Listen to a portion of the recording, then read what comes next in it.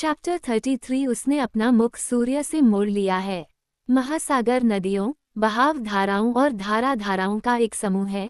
नदियाँ कुछ अपने प्रवाह में स्थिर, कुछ रुक रुक कर और परिवर्तनशील, कुछ चौड़ी, जैसे ब्राजील धारा जो अपने सबसे चौड़े भाग में 450 मील तक फैली हुई है।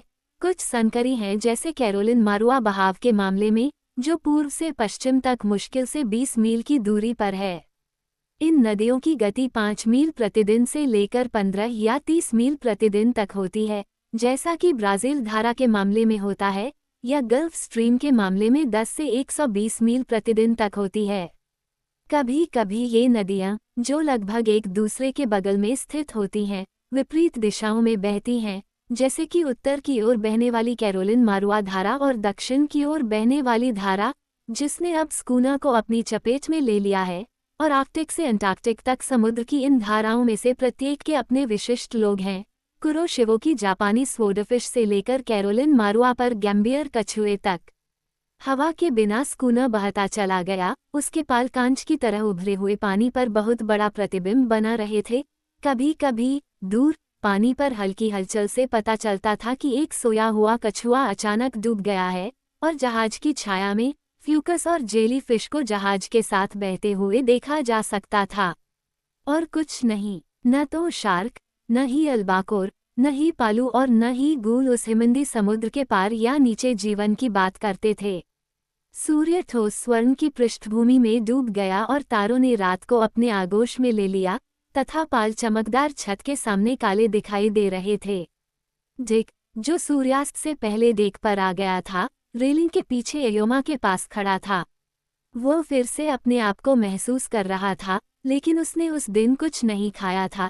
एक तथ्य जिसने डोंगी बनाने वाले को परेशान कर दिया, जो अंधेरे विचारों और आशंकाओं से एक तरह के खुशमिजाज भाग्यवाद में बदल गया था। एयोमा जीवित था और जहाज पर लंबे समय तक भोजन और पानी था और हवा जल्द ही बह सकती थी या बहाव, उसने बहाव को महसूस किया, उन्हें कहीं ले जा सकता था। उसे ये भी लग रहा था कि उसके शापों ने लेहुआन का मुंह बंद कर दिया था।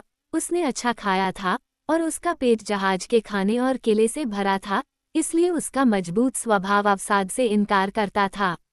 भोजन के बिना आदमी किस काम का है, वह कह रहा था। आदमी भोजन के बिना आदमी का क्या काम।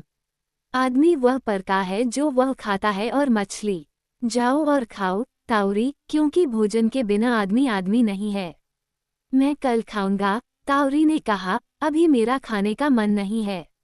आगे की ओर अपनी पुरानी जगह पर बैठी ले मोआन ने जहाज की चरमराहट सुनी, जैसे वह लहरों की ओर बढ़ रहा था, और कैरोलिन पर चमकते सितारों को देखा।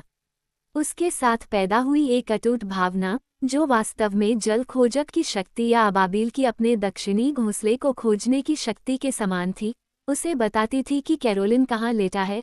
उत्तर की ओर स्टाबोर्ड बीम पर, कभी पीछे की ओर जब स्कूना धारा के हल्के भावर में मुड़ता है, कभी थोड़ा बंदरगाह की ओर, कभी वापस स्टाबोर्ड की ओर। वह तारों की रोशनी में ताउरी और एयोमा की आकृतियां देख सकती थी, और वो फोक सलसे पोनी और अन्य लोगों की आवाज़ें सुन सकती थी। लकड़ी की चरमराहट और मुख्य बूम की चरमराहट जब वह लहरों के हिलने की ओर बढ़ रही थी। उसने भी उस दिन कुछ नहीं खाया था। उसने अपना काम कर दिया था और उसे अपना इनाम मिल गया था। उसके शरीर को अपनी बाहों में लेकर और उसके होंठों को उसकी गर्दन पर रखकर उसने उसे ऐसे पिया था जैसे प्यास से मरता हुआ प्राणी जहरीले कुएं से लंबे स्वादिष्ट घूंट पीता है, क्योंकि वह प्रेम के आवेश में नहीं, बल्कि दुख के कारण उससे लिपटा था, और उसने उसे प्रेमी के रूप में नहीं बल्कि एक सांत्वनादाता के रूप में उसे पकड़ने दिया था। और वह जानती थी कि जब तक तारे मुरझा नहीं जाते और सूरज चमकना बंद नहीं कर देता, तब तक वह कभी भी उससे ज्यादा करीब नहीं हो सकता।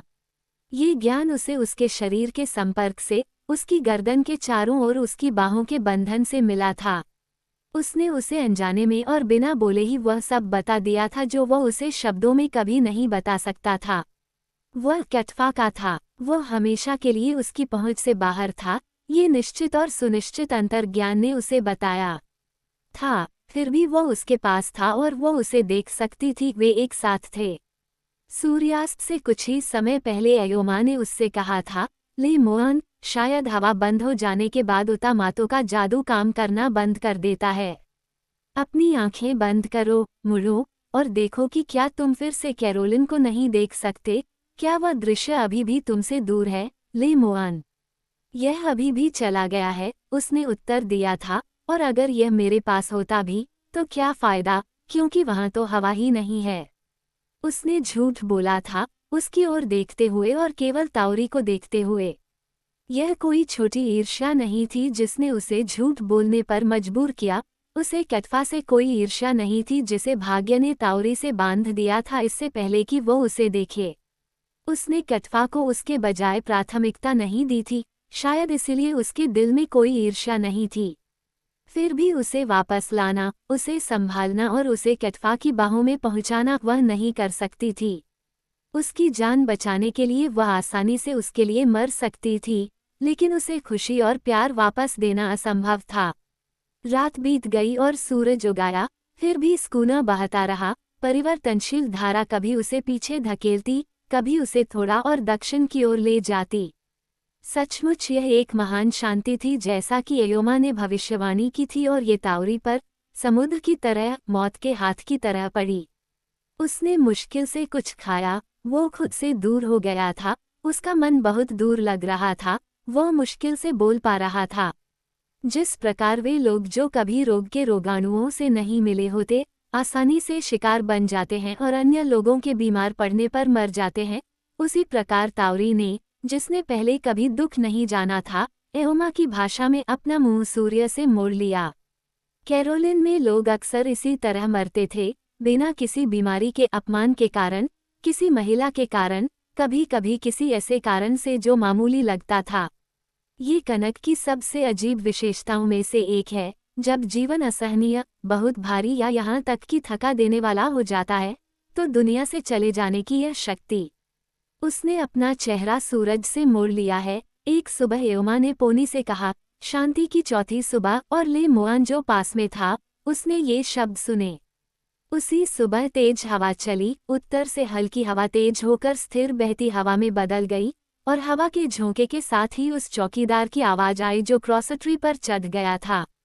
भूमि दक्षिण पूर्व की ओर कुछ ताड़ के पेड़ों की चोटियां, एक छोटे से अटोल के पेड़, इतने छोटे कि उनसे लैगून का प्रतिबिंब नहीं बनता था, और एयोमा जो देखने के लिए ऊपर चढ़ा था, फिर से नीचे आ गया, जबकि पोनी, जिसने पहिया संभाल लिया था, ने जहाज को दक्षिण पूर्व की ओर ले जाकर सूर्य से अपनी स्थिति ले ली, जो पूर्वी क्षितिज से ज्यादा दूर नहीं था। अब डेक से दूर स्थित पेड़ों की चोटियां दिखाई दे रही थीं, लेकिन पोनी के रूप में डिक ने गाड़ी चलाई और दूर स्थित पेड़ों पर एक नज़र डालने के बाद उसकी रुचि खत्म हो गई। उसने अपना चेहरा सूरज से मोड़ लिया था।